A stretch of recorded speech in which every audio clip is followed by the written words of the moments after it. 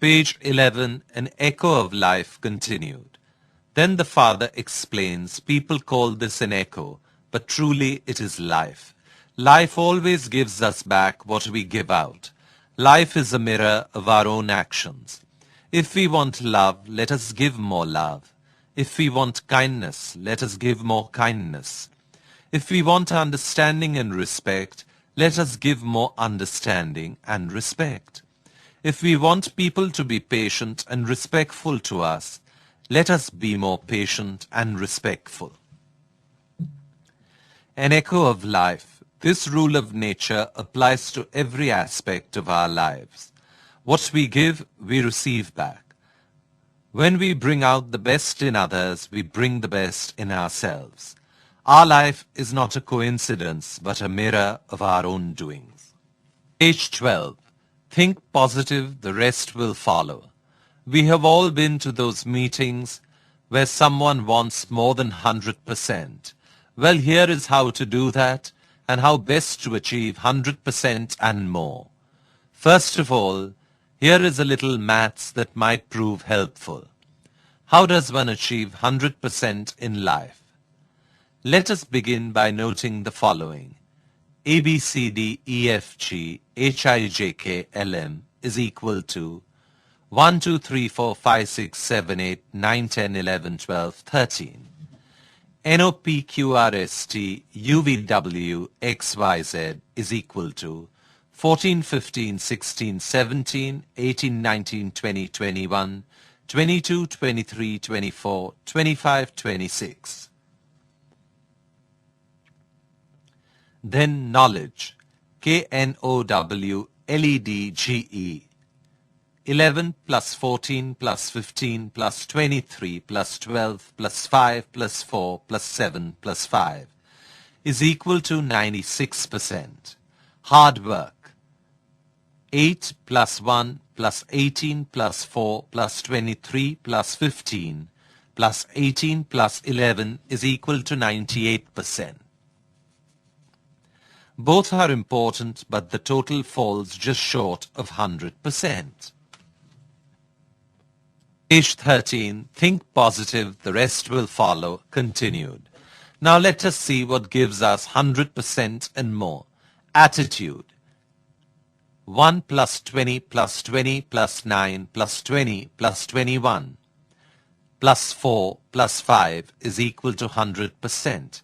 However, if attitude is negative, attitude 100%, negative 83%, then 17% only remains. But if attitude is positive, then attitude 100%, positive 115% is equal to 215%. We achieve more than 100%. Life really is all about attitude. Let us achieve 100% and more, both on and off the job, with a positive attitude. Positive attitude creates positive results. Think positive, the rest will follow. Page 14. The bank account of our life. Imagine there is a bank which credits in our account each morning with $86,400. It carries over no balance from day to day. Every evening cancels whatever part of the balance we failed to use during the day. What do? Draw out every cent, of course. Each one of us has such a bank. Its name is time. Every morning it credits us with 86,400 seconds. Every night it writes off as lost whatever of this we have failed to invest to a good purpose. It carries over no balance, allows no overdraft. Each day it opens a new account for us. Each night it burns the remains of the day. If we fail to use the day's deposits, the loss is ours. There is no going back. There is no drawing against tomorrow. We must live in the present on today's deposits. Let us invest it so as to get from it the utmost in health, happiness, and success.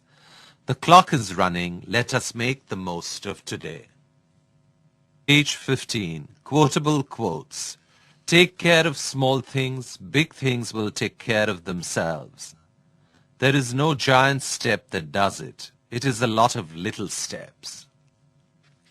Page 16. Time continued.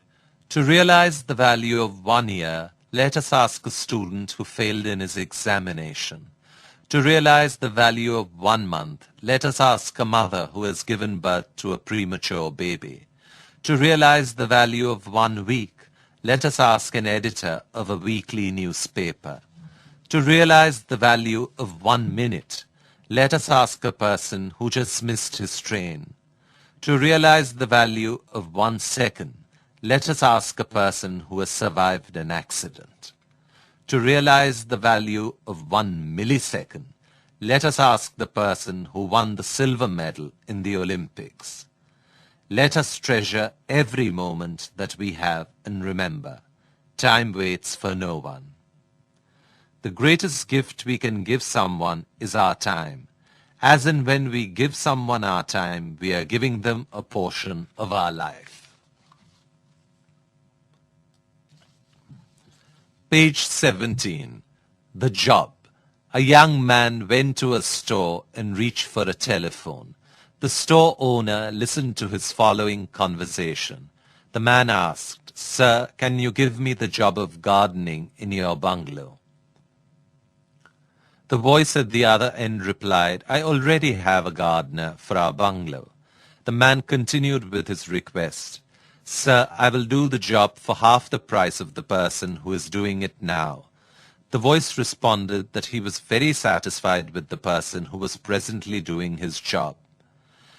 The man patiently once again requested, "Sir, I will even sweep clean the sidewalk on Sunday, which will add to the charm of your bungalow, and you will have the cleanest bungalow in town."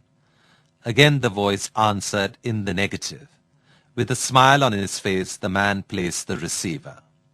The store owner, who was listening to this conversation, walked over to the man and said, "Son, I like your attitude. I like that positive spirit and would like to offer you a job."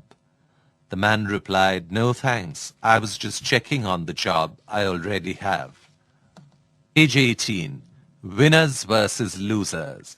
The winner is always a part of the answer. The loser is always a part of the problem. The winner always has a program. The loser always has an excuse. The winner says, "Let me do it for you." The loser says, "That's not my job."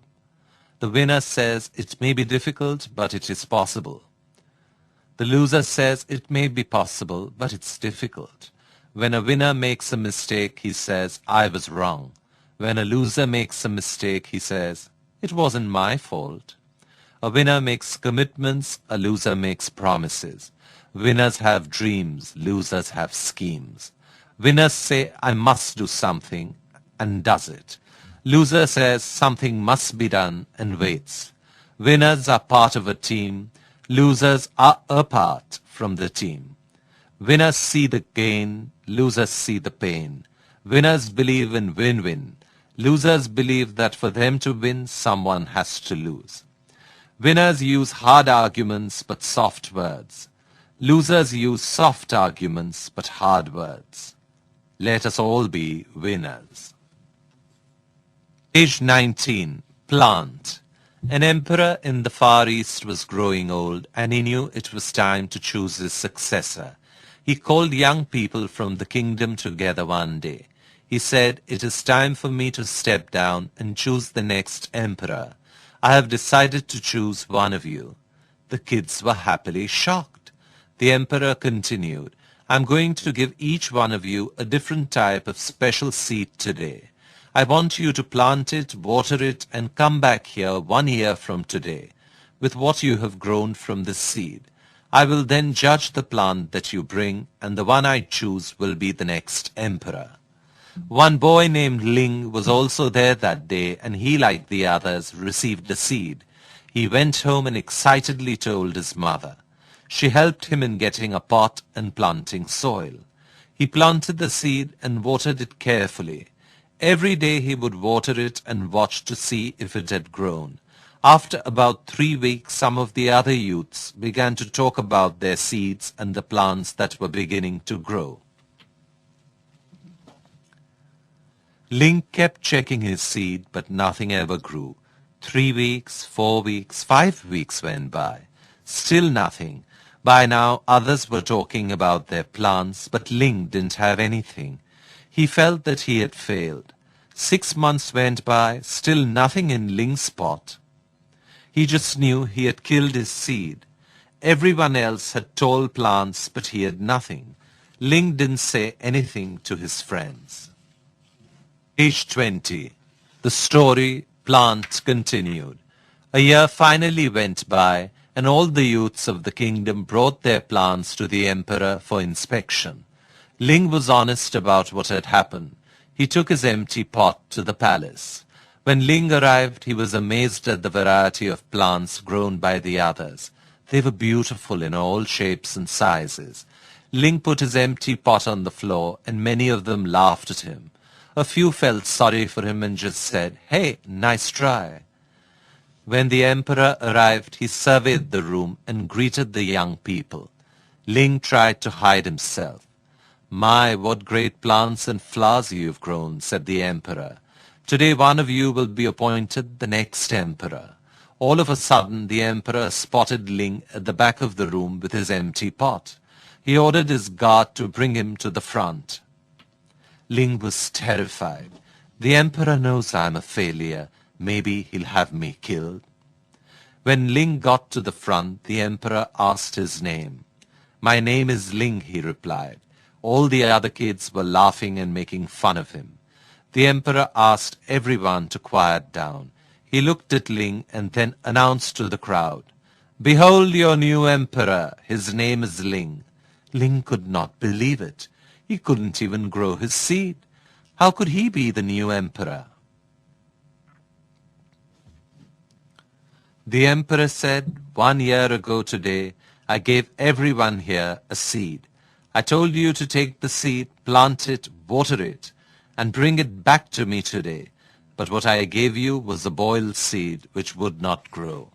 All of you except Ling have come with a plant and flowers. When you found that the seed would not grow, you substituted it with another one, and therefore did not fulfill the condition.